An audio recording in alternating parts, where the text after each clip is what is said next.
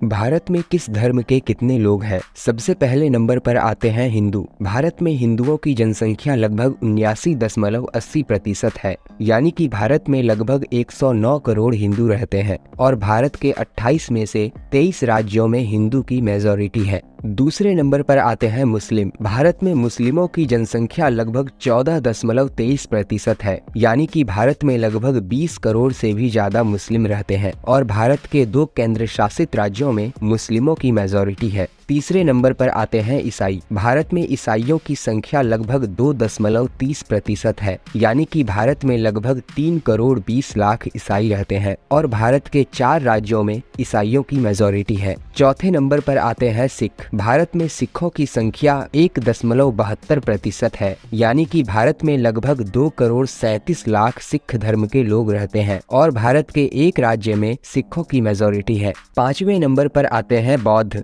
भारत में बौद्ध की संख्या 1% से भी कम 0.70% है, यानी कि भारत में लगभग 96 लाख बुद्ध धर्म के लोग रहते हैं और भारत के एक भी राज्य में बौद्धों की मेजॉरिटी नहीं है। छठे नंबर पर आते हैं जैन। भारत में जैन धर्म के लोगों की जनसंख्या 0.37% है, यानी कि भारत में लगभग 51 लाख जैन धर्म के लोग रहते हैं और भारत के एक भी राज्य में इनकी मेजॉरिटी नहीं है।